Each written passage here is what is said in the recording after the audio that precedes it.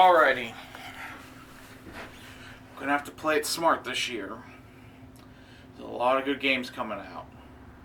You got Resident Evil, you got Devil May Cry, you got Anthem coming out, Borderlands. Gotta be real smart about this. So gotta spend the budget wisely this time. Well, until then I'll just kinda get back into Tekken.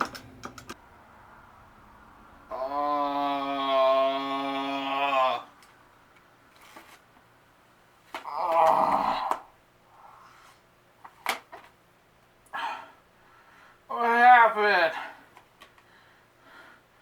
What the fuck? Oh, it happened again.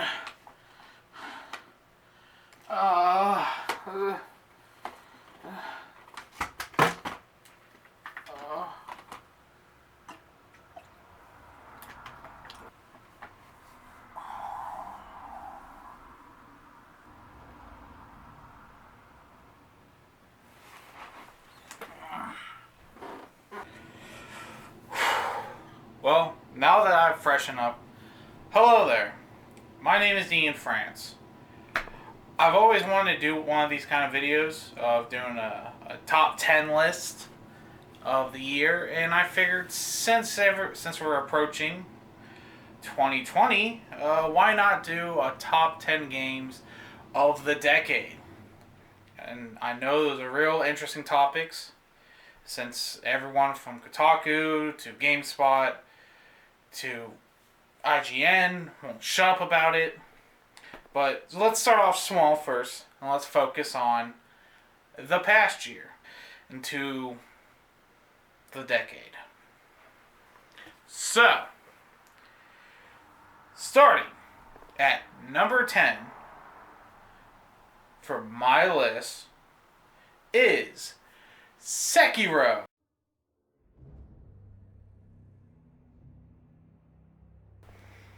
It's a fantastic game to play. I enjoyed myself. The thing is, my biggest issue with it was kind of near the end of the game. Now, there are some great boss fights in this. The best example is the Great Ape. That's insane. Everything dealing with it was both infuriating and enticing. I loved every moment of it, and when my friends were further than me and past that point, they wanted to see me play that part and see my experience of shitting myself. Let it be known that in this top 10, I will be talking about spoilers. So, if you haven't played any of the games that I'm about to talk about, you may want to skip this video. But don't worry, for my number one, I'm not going to spoil anything, because I really want people to play my number one. But I digress. Yeah, it's weird for Sekiro. It's like I said, the boss fights are great, but one of my biggest issues was the boss fight near the end, which was the fire demon. My issue with it was it plays like a Bloodborne boss. Like, you're taught to stay close to the enemy, learn to parry the attacks, recognize the pattern. And while the fire demon does have, or the demon of hatred, has these elements where you can still parry his moves, it plays like a Bloodborne boss. The arena is now huge, and even though it's the same arena that you fight the horseback boss, like, you still were able to stay close to him. But with his moves, it's ridiculous. And I did have to lame him out to beat him due to an exploit, which is now patched out.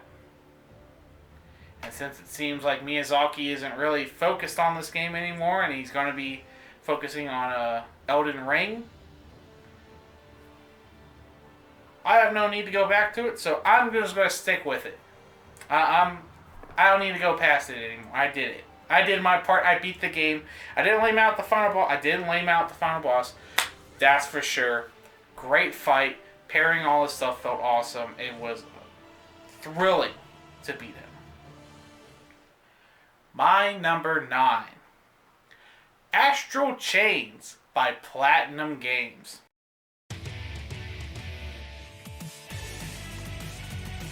This is a game that I was surprised at how long it was.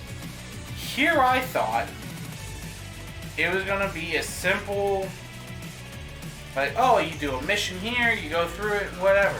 No, it sticks. It stays for a good while. It wants you to be focused on this game. You can't move away from it. You gotta stay on it.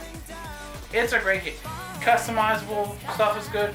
Once you start understanding how movement works with your Legion and unlocking new moves, it's so satisfying. I really like, for a Platinum game, listen, you always buy Platinum games. They're fun, they're amazing, they have great stories. There's no reason not to get, you're definitely getting your money's worth. The idea that it'd be, oh hey, you can now go back and check out all this different stuff. Like, there's full-on bosses that are hidden behind areas that you can't access because you don't have the right Legion or skill or anything. And it's totally worth going back. Trust me. Astral Chains is a game to go for. Number 8. Indivisible by Lab Zeros.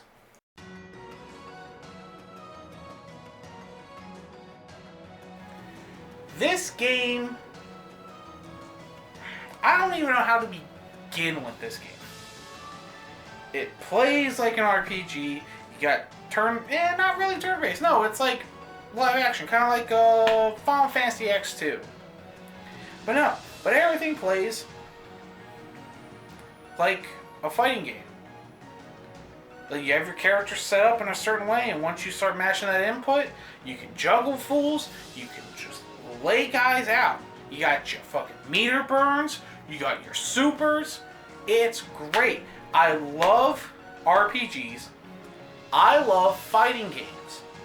The fact that these lunatics at Lab Zero mushed them together to make this precious baby is nothing short of shocking.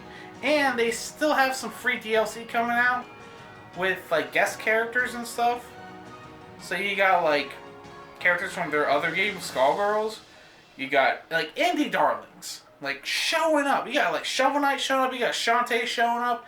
You got Juan from Guacamelee showing up. It's crazy. I can't believe it. And like I said, I don't know what else they're going to do as far as their next game is concerned. But I really hope it's a refined version of this gameplay.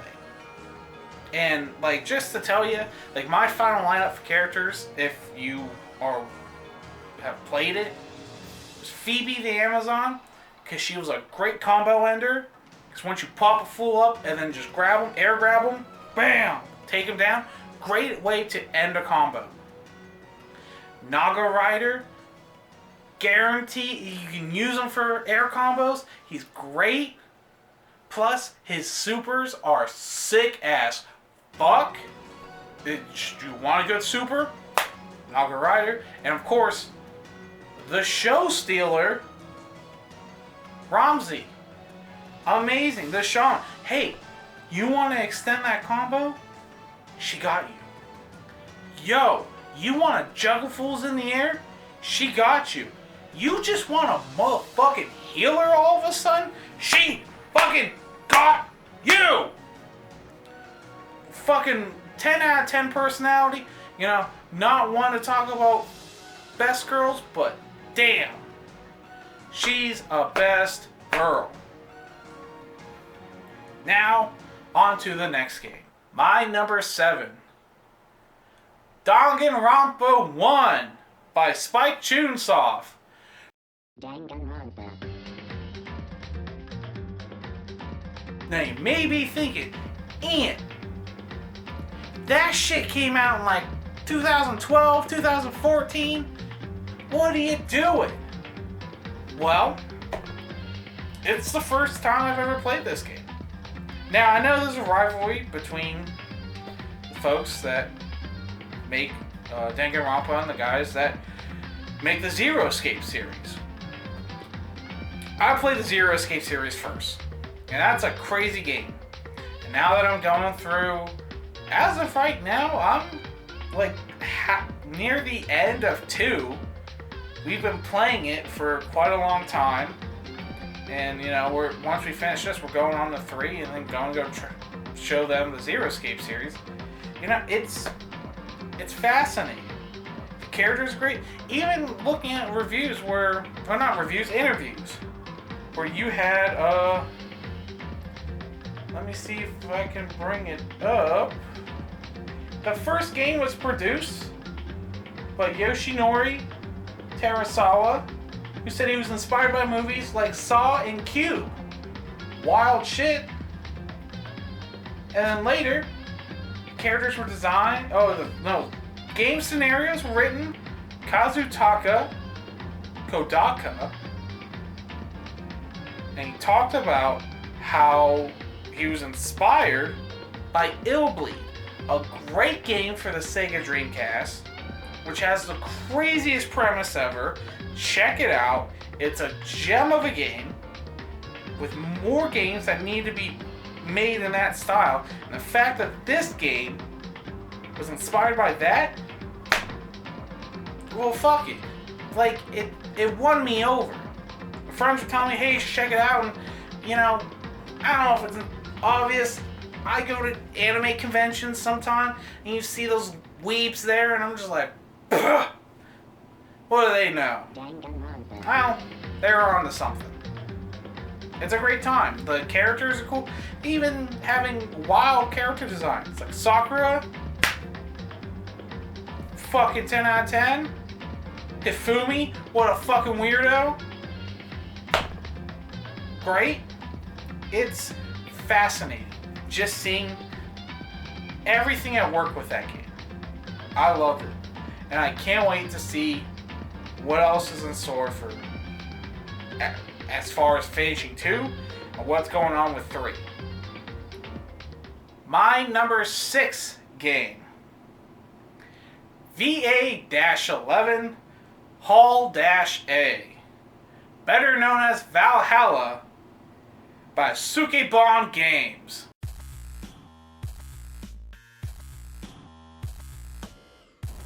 Hey man, if you told me, Ian, you want to be a bartender that hangs out with the side characters of a cyberpunk filled world, I'd go, man, let me see what it's like. And bam! That shit knocked it out of the park. I loved it. Characters are great. Story is fascinating. The fact that you meet up with all these characters, every single character is lovable. There's not a bad character. And thinking of it, like you will go through a product, you go through a game or movie or a show, and you're like, ugh, terrible character. Ugh, terrible character. Ugh, terrible character. This game, not a single bad character in it. It's so fascinating seeing the characters, just how they interact, listening to their stories, and seeing them kind of open up to you more as you pour them drinks, get them to kind of talk about what's going on in their lives, to the background of essentially kind of a horrific future that we may go through, especially since during this game, they unironically, just like I said, this came out like 2015, possibly 2016. It came out like 3 to 4 years ago. And it's talking about the Hong Kong riots, and you're just like, uh-oh, what a fucking time to pick up this game. Oh, man. But anyways, soundtrack, great. Characters, lovable. Story, fantastic. Aesthetic, cyberpunk. My number 5 is complicated. There are 2 games that I picked. And you say, Ian, you're fucking cheating again. What are you doing? Why can't you just separate them? Just put one at 5 and one at 4, or one at 5 and one at 6? Well, I think they complement each other with what they were trying to do. And you can kind of look at them as a balance of the two. And what are those 2 games? Death Stranding by Kojima Productions and The Outer Worlds by Obsidian.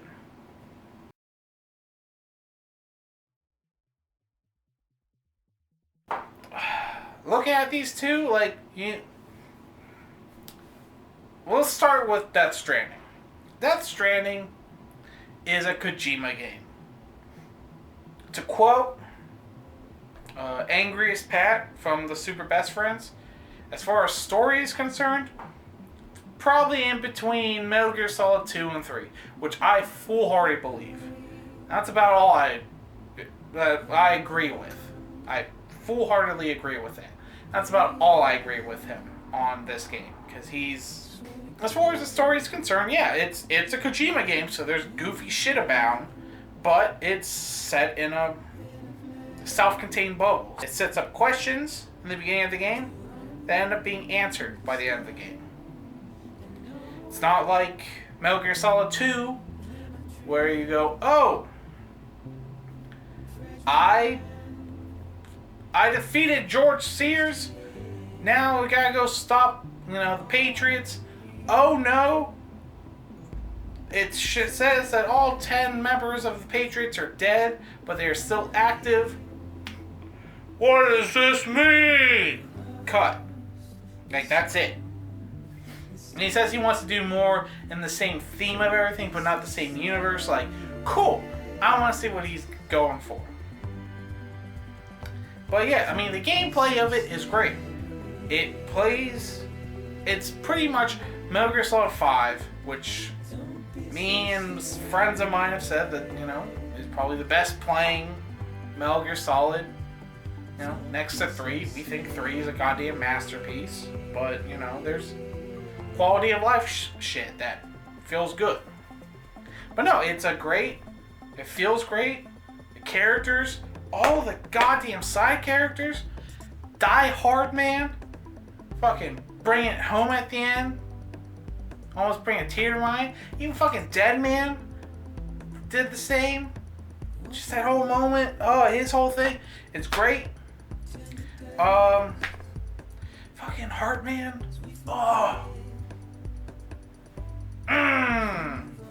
good shit. Real good shit. That's the thing too, having all these great actors, 2 out of 3 are directors, but they understand how characters should act, and even then, it's just the models, it's great, there's, I would say, as far as, the story goes, does the ending need to be 2 hours? No.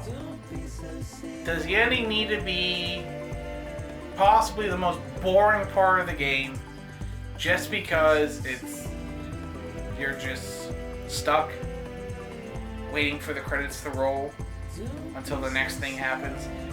That bites. But everything else leading up to it and after it, it's great. I can't believe it. It's great. The fact that I didn't think this game's gonna fucking come out, and it did, blew my fucking mind away. Now, on the opposite side of the spectrum, you got The Outer Worlds. Gameplay, about as good as it can get. I think the gameplay's fine, but the fact that there isn't a lot of variety to the weapons at all, it's just, oh hey, here's Revolver Mark II, here's Rifle Mark III. It's lame as fuck. But the story and the characters, fucking knock it out of the goddamn park. Most of them. So the first two companions you get, Pavarti and fucking Vicar Max, the best characters in the fucking game. They're great. The line I'm never gonna forget. What is this, French? I don't fucking read French. It's great.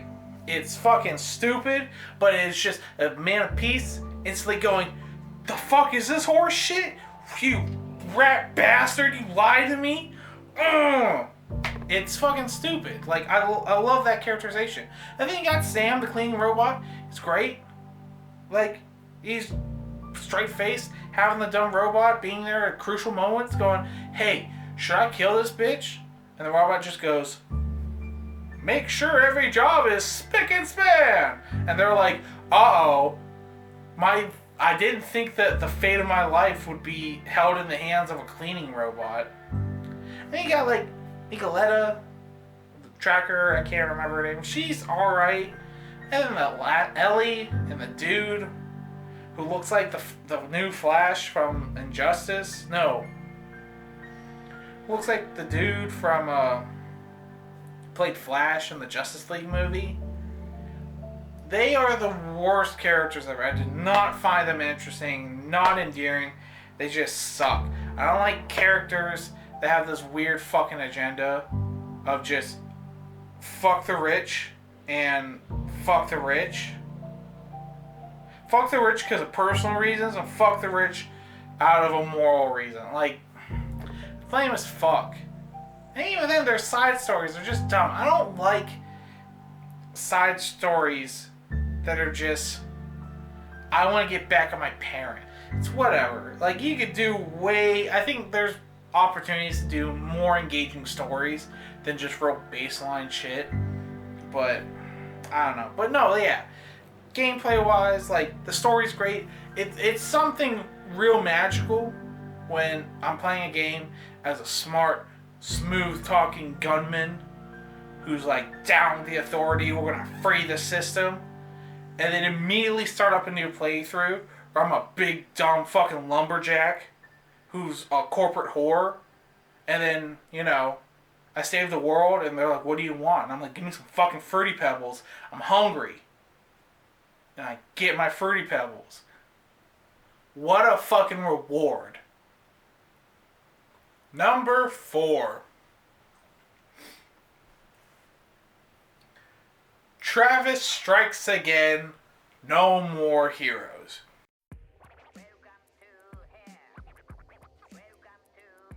Now, you may be thinking, Ian, what are you doing?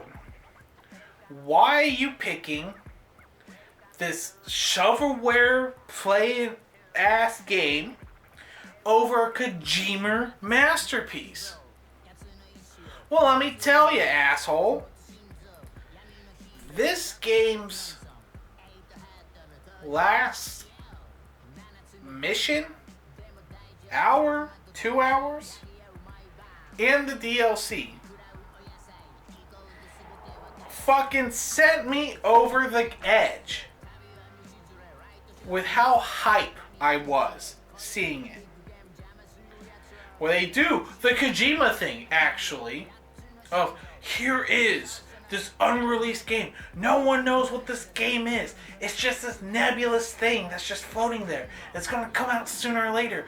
God help us when it does.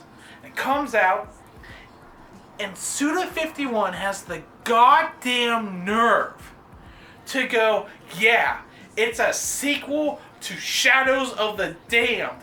And we know you're one of the few fucking people that love that game, and the other few are your friends, and the one guy who did the awesome breakdown of it on YouTube, god damn it, it was great. And then it just, hey, we're bringing back Steve Bloom to be Garcia Hotspur. Yo, we got the guy to be Johnson. They fucking best friends. And then you look at the characters of the bosses, the character design for the bosses, and you're like, whoa, who's this cool blue guy over here? Man, I hope it's the fucking cool Skull from Shadows of the Damned. God damn it, it was great. And then it just sends you and you're like, what the fuck? This looks like Unreal testing, like debugging mode. The fuck is this? And you see Travis, you hit that X button and you're seeing a different swing. And a follow through with that different swing. And a third different swing. Oh my god. Are they letting me know that they're making another No More Heroes game in fucking Unreal? Holy shit! What madman would do that? Then, the DLC comes out back in April. And you're like, okay. And you go through it. And what does it do? It sets up the story, sets up the antagonist, and sets up possibly the first enemy or boss of No More Heroes 3. And a little interesting tidbit that I noticed, because I'm a fucking genius like that. You see Travis talking to his 7-year-old daughter. That's right, for you few assholes that care about No More Heroes lore. He banged Sylvia. They had a kid. And she's 7 now, named Jean or Jean. You know. And she goes, Daddy, when can we play again? And he goes, I don't know, baby. How about 2 months from now? Guess what came out 2 months later from April? Fucking June, when we had E3 and he showed off the No More Heroes 3. Alrighty. We're down to the final 3. The top 3 of 2019. Number 3. Resident Evil 2 by Capcom.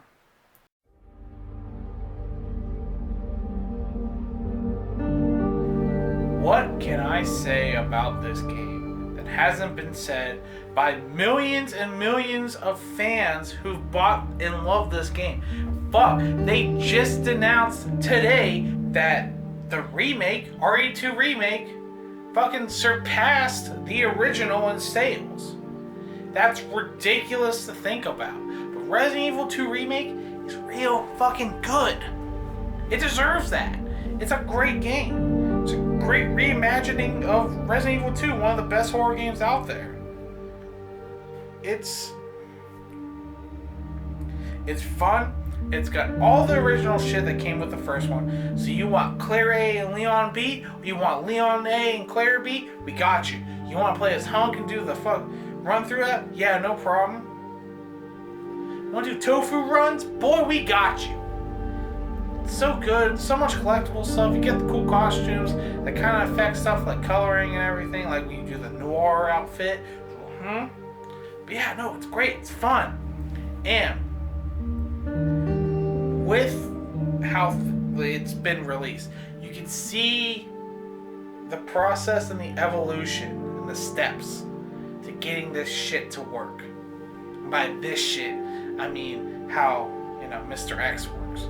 Because it worked like that in Resident Evil 7. Where you just see him, you see Papa Baker patrolling the hallways, busting through, smashing the dinner table, busting through the wall, going, kick that there, boy, shit like that.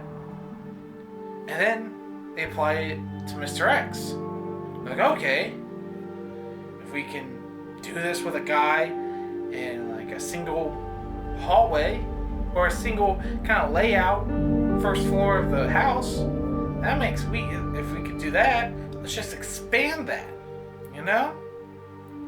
Why don't we just cover the entire police station? Yeah, and maybe in the basement, maybe in some other places too. Yeah! Not a bad idea. Now that Resident Evil 3 is coming out, the remake, it just gets bigger from there of, let's apply that idea, instead of just the police station, make it the whole fucking city, and then you got Nemesis on your ass. Boy, I cannot wait. And the fact that this the Project Resistance is the multiplayer for that game, dude, I'll gladly play that shit with my friends. Hell yeah. You want more Left 4 Dead shenanigans? Even Evolve? Evolve had a good concept, but then it got treated like fucking dumpster fire. Resident Evil 2 is a great game. The fact that if you even haven't picked it up yet, I just don't know. Like, the fact that it came out so early in the year, it's a fucking contender already. We were only fucking 2 months in, or a month in. It's ridiculous. Now to my number 2. My number 2 game. Devil May Cry 5 by Capcom.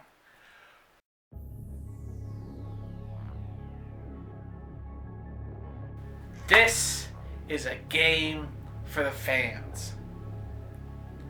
This is a game for us. Devil May Cry 5 kicks fucking ass. And it knows it kicks ass, and it's having fun kicking ass. God damn, this game is great.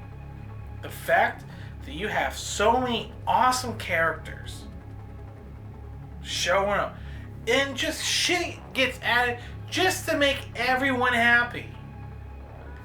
Do you want Dante being cool and getting cool power-ups and shit? We got you. You want Nero to finally get his double trigger and learn that Virgil is his dad? Yeah, we got you. You just want Virgil to show back up? We got you, dog. You want the girls to look hot? We fucking got you.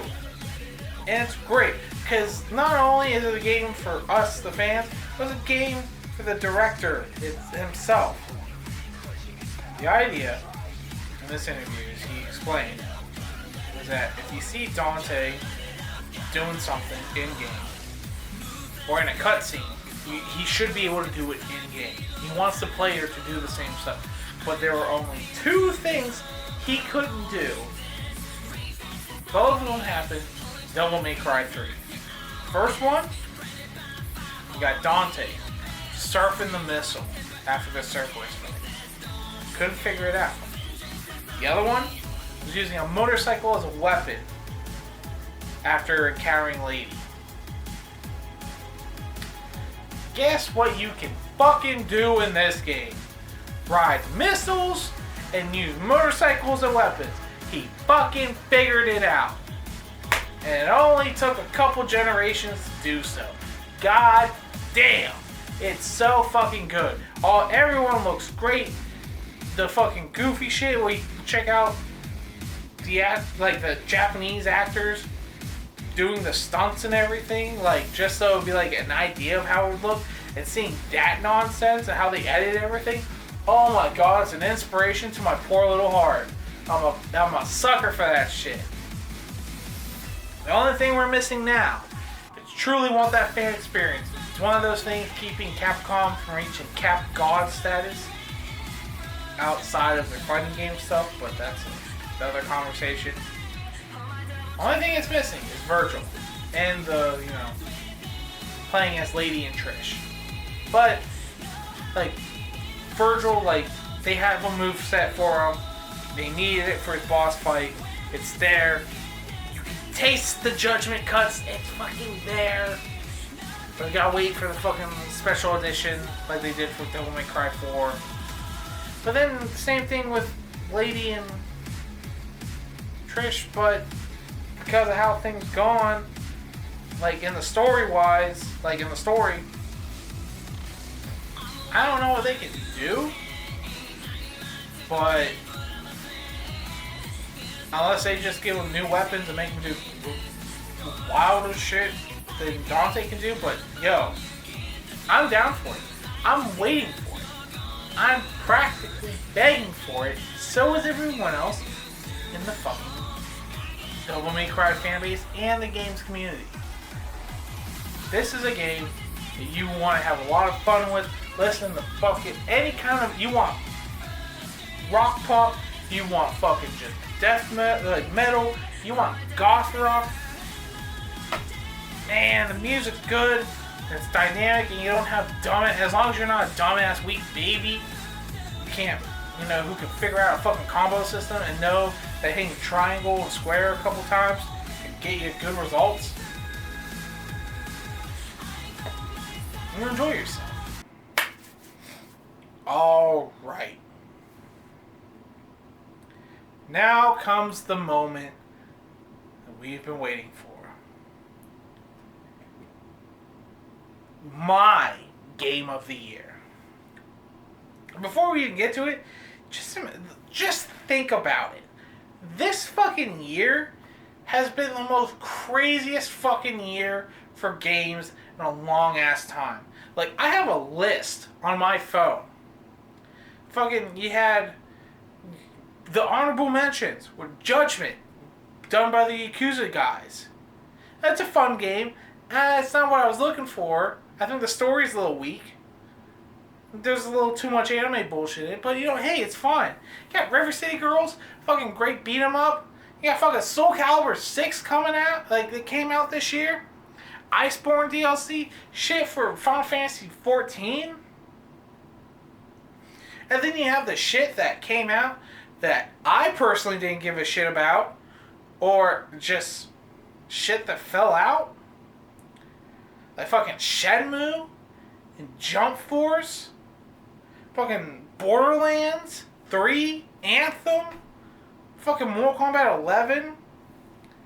And then you have the wild, Kingdom Hearts come out, Luigi's Mansion, Dead or Alive, the new Fire Emblem game that was fire that everyone's saying, the Kill la Kill game, fucking Link's Awakening.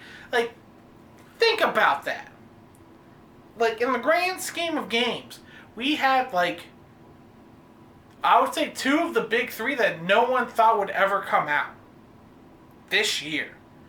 In my opinion, the big 3 was the Final Fantasy VII Remake, which is coming out, first part's coming out next month.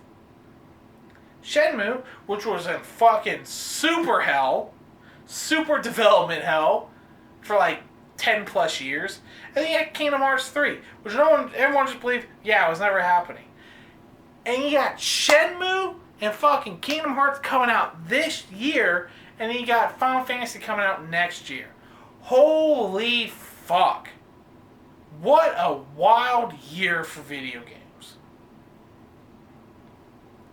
But my number one game to beat out all of that shit I just mentioned, my favorite game of the year, AI, the Somnium Files.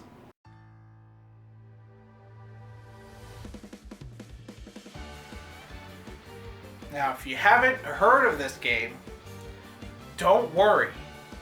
There's about 20,000 to 50,000 other assholes in the entire world that picked this fucking game up. Fuck, when I went to GameStop to pick it up, they only had one version. It was the collector's edition, so you're goddamn right I picked it up. Because who the fuck else was going to buy it? This game is interesting. It's made in Unity. It looks pretty decent, runs pretty well, crazy. It's got dual audio, but that doesn't matter. The fact that there's not a lot of games like this. It's kind of the same concept for a Kojima game. We hear oh, Kojima's working on it. You get ideas oh, it's gonna be fucking wild. It's gonna be some weird piss or poop mechanics. There's concepts that you already have in your mind of oh, I know it's gonna work with this. I know how this game is gonna look, how it's gonna play, how it's gonna feel, what's in store. I got it. This is the same way for me. Right here. Oh yeah, the guy that worked on the Zero Escape games is making this. And I go, oh okay. So I'm going to be dealing with fucking crazy concepts, eccentric characters. No one is going to be who they say they are. Got it. No problem. Guess what? It's a great time. I truly missed something like this. Last time they had a fucking buck wild moment with these kind of games was Zero Time Dilemma, the last game of the Zero Escape series. And there's just a big moment in that. I fucking wigged out and went, oh my god, it was fucking 3 in the morning. I should have been in bed, but I wasn't. And I was like, ah! I can't believe it. And then I've had multiple moments. The interesting thing about this game is that they will just throw out important bits of information. Or a character will say something, and I was sitting there dumbfounded like, wait, what? And the character just kept going. And you may be thinking, Ian, that's bad writing. If the characters don't react to important information, how are you supposed to know it's important information? Well, they fucking tell you it once you play down the different routes. Yeah, these games tend to have different routes. It plays kind of like an escape room kind of game, where it gives you an idea and you have to search everything and figure out what's the proper way to get the scene moving. This fucking game fucking caused actual distress to me. It was fucking insane. Hey, check out this character. Like, see what's going on. I'm like, yeah, alright. I triggered something, and the sudden change of music and atmosphere fucking put me on tilt. Well, I fucking leaned back and I was like, oh, this isn't good anymore. Oh, fuck, I screwed up. There hasn't been a lot of games to do that. Even if it's like, oh, hey, like, oh, I alerted the enemies, I'm just, oh, whatever. No, like, this put a real sense of dread in my fucking heart of like, oh, things have taken the worst possible turn. And I couldn't believe it. The fact that this little goofy ass game with fucking robots and idols and fucking big titty womans, it's insane. This fucking has, I thought, more charm than anything that I played this entire year. Well, that's not true. It's so hard for me to properly explain it, because every other game has a lot of what this game has. Like all the other games, it's got charm, personality, it oozes fucking style, and all this dumb shit. But this game just maxed the kind of, tweak the bars, raise the levels just a little bit to where it just resonated with me on a personal level. And I guess it's the fact that at most 50,000 people know of this game. And it's fucking, I think, a crime. Because it's such an interesting game. Even going as far as like the Zero Escape series, just I don't see anyone talking about it. I don't see no one dressing up as it at fucking cons. Like, what's a dude gotta do? Get some love out here. Cause man, I gotta tell you, being the only man on this island praising the works of this madman, it fucking sucks. And I really hope that you give it a look. Don't look too much because I don't want you guys getting spoiled on it. But damn, it's so fun. The cast is great. Goofy moments. Real fucking goofy moments. I really want more people to check it out. Man, it's so fucking good. Well, this was my top 10 list of 2019. I will be doing my top 10 games of the decade very shortly, probably after this video. But I felt like this kind of went on long enough that I didn't need to tack on more to it. So, I thank you for your time, for checking out this video. I hope you found it entertaining. I like to give a couple shout outs before we get out of here. Check out the band Delinquency Jones. a good funk band from the area I'm in, Northeast Ohio. They have a lot of real groovy music going on. So check it out. I am a part of a podcast, D&D podcast called We Cantrip, a D&D play podcast. I'm one of the characters on it. It's a good time. We've gone through almost a year of doing this stuff now. We've got sponsors. Two big ones. Easy Roller Dice Company and Rune Forge. Easy Roller supplies dice and dice accessories like this sick dice tray. Fucking real mint. And Rune Forge does figures, little miniatures that you can use for placements, for enemies or characters. And they just announced that they'll be using an upgraded form of the resin they use for the figures. So now's a great time to start buying stuff because it'd be a little cheaper right now. But and you can get the percentage taken off of your orders if you use the promo code CANTRIP, CANTRIP at your checkout. Gives you a little something off and gives us a little kickback, and we'll greatly appreciate it. But no, thank you for watching this. I truly hope you enjoyed it. I will see you in the games of the decade. I wish you the best of luck.